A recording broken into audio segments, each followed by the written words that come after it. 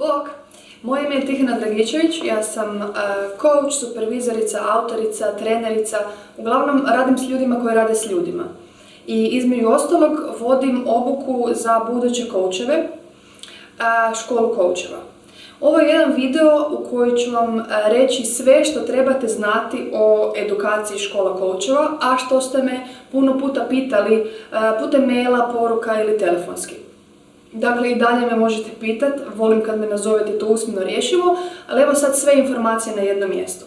Dakle, prvo, ono što me najčešće pitate je akreditacija. Pričat ću vam o akreditaciji, o metodama koje koristimo, o cijeni i vrijednosti treninga i o tome kako je koncipiran, dakle, podjela u školu coacheva 1 i 2. Dakle, krenimo od akreditacije, odnosno certifikacije. Da bi jedna osoba, polaznik, postao coach, punopravni, da ima sve pečate, papire, potrebno je da napravi dvije stvari. Prva stvar je da završi neki akreditirani trening. To znači, akreditirani trening znači da je on priznat od neke više institucije u svijetu coachinga, kao što je EMCC, Europski savjet za mentorstvo i coaching, ili ICF, International Coaching Federation, kao među dva najjača. I tu postoje nivoji, leveli, foundation practitioner, senior practitioner i master practitioner. Dakle, ako je jedan trening akreditiran, to znači da je prošao detaljnu obradu i provjeru kvalitete obuke, razine kompetencija, etičke standarde i osigurano je da je trening kotira visoko na svjetskoj razini. To je prva stvar koju jedan potencijalni coach mora odraditi i napraviti. I onda je potrebno da prođe nešto malo vremena, da taj potencijalni coach, odnosno coach, skupi određeni broj iskustva, broj sati, broj coaching sati, broj sati supervizije, intervizije, CPD-a, odnosno kora, kontinuiranog osobnog razvoja, dakle da skupi malo mesa. I onda kuca u tu istu instituciju, u mom slučaju EMCC, i traži individualnu akreditaciju. To znači da će se on individualno akreditirati, da će dobiti potvrdu vezano za njega, da će njegovo ime pisati na web stranicama EMCC-a i da to znači da je on svjetski priznati coach, da može raditi u Dubaju, Sidniju, Londonu i da je ta njegova kvaliteta, odnosno svježina, ima rok trajanja. Jer ako je neko završio akreditirani trening ili trening, on ga završi određene godine.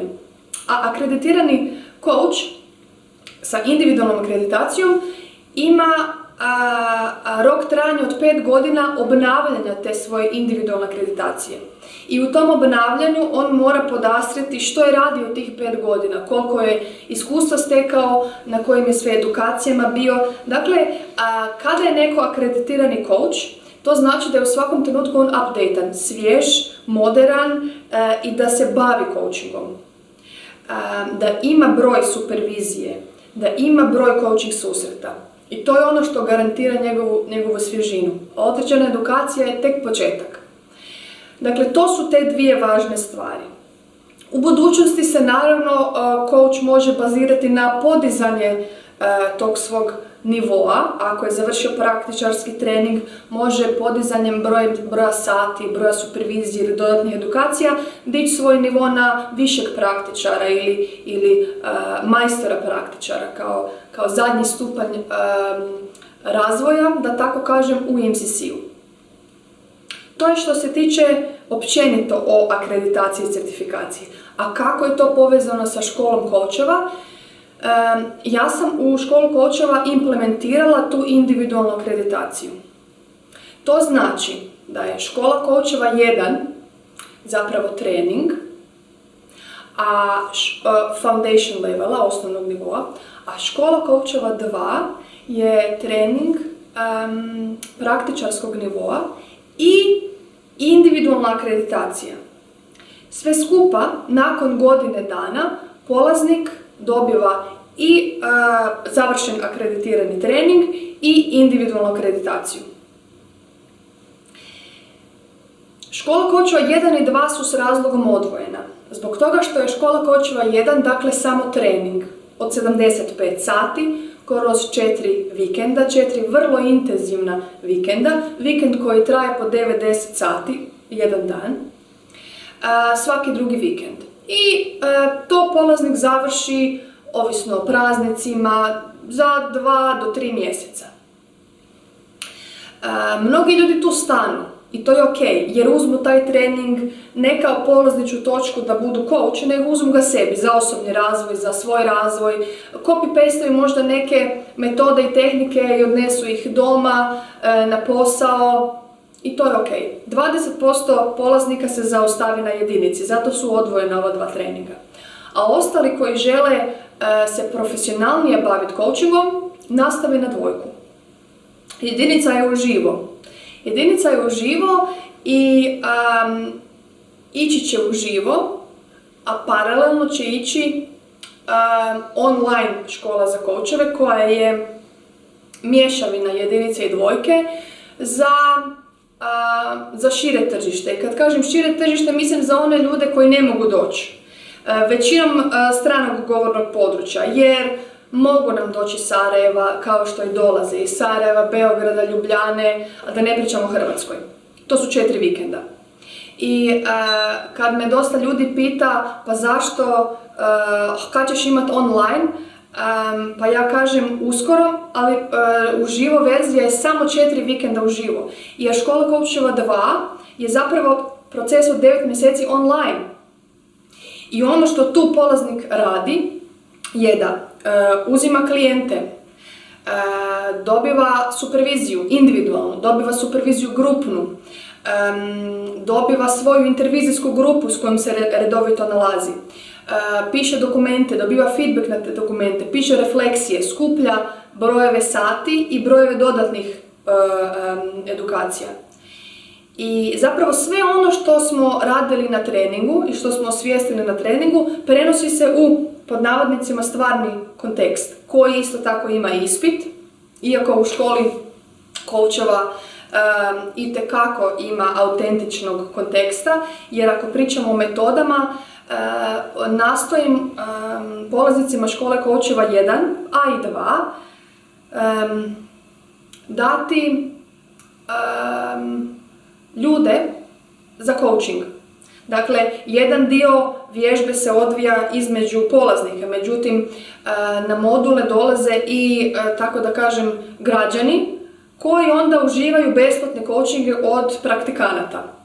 Tako da nema umjetnog okruženja, jer i ove teme na kojima coachevi rade sami sa sobom, odnosno polaznici, su autentične. I zbog toga taj trening ima dozu osobnog razvoja. Da vam kažem nešto malo o metodi. Trening je izdržao i rastao već 12 godina upravo zbog svoje dinamične i vrlo zabavne metode. Dakle, baziramo se na ontologiji i ontološkom coachingu, to je znanost o bitku, znači kako mi jesmo u ovom svijetu. I to je krasno. Međutim, mi na treningu pokušavamo dočarati polazniku duh coachinga, ne samo puku tehniku. Tehnika koju, hvala Bogu, radimo sigurno jedno 10. I sigurno jedno 10 coaching susreta odradimo na samom treningu. Međutim, da bi se stekao duh coachinga i što to coaching jest, potrebno je napraviti stvari koje su drugačije od pričanja i PPT-a. Nemamo PPT-a. I kad kažem da nemamo PPT-a, to ne znači da samo sjedimo u krugu i pričamo, nego koristimo elemente tjelesno orijentiranog pristupa, koristimo elemente psihodrame, koristimo elemente iskustvenog učenja, ponekad i u prirodi, koristimo elemente sistemskog pristupa konstelacija, elemente NLP-a. Grupna dinamika je interesantna jer se radi individualno, u parovima, u radnim skupinama i u matičnim skupinama, takozvanim intervizijskim GPS-ovima. Dan od 10 sati definitivno nije dosadan i jako puno toga se i osvijesti. Jer ako sam ja ta koja drži obuku za coacheve, onda sam odgovorna i za određenu kontrolu kvalitete, koje hvala Bogu ima jako puno u školi coacheva 2 u ovom akreditacijskom procesu, međutim u jedinici to je osobni razvoj. Jer ne može netko biti obučen za rad s drugim ljudima ako ne zna kako se radi sam sa sobom. Kako se radi? A hoće li on to raditi, da ili ne, nakon treninga, to ovisi o pojedincu. Međutim, on će jako dobro znati kako se radi i za vrijeme treninga će se dobrano rastegnuti. Jer je grupa jedno veliko ogledalo. A u konačnici to je kao Big Brother. Tu smo zatvoreni po jedno 20 sati preko vikenda i nema mrdanja. Što se tiče cijene, ako se uzme zajedno škola coacha 1 i škola coacha 2, odobravamo 10% popusta. I postoji jedan dodatni fee koji na kraju jednogodišnjeg procesa ide EMCC-u direktno za individualnu akreditaciju 245 eura. I naravno članstvo godišnje EMCC-u u kojoj državi jeste, u toj državi plaćate EMCC članarinu. Eto, ako ima još neko pitanje, logistički, sadržajno koje biste voljeli da vam odgovorim, a nisam uspjela ispričati u ovom videu, slobodno ga postavite niže i ja ću vam već dostaviti odgovor. Eto, hvala vam i hvala vam što ste prepoznali ovaj trening, tako da ste me ohrabrili da ne dignem sve na online, nego da nastavim paralelno sa verzijom uživo. Vidimo se na treningu.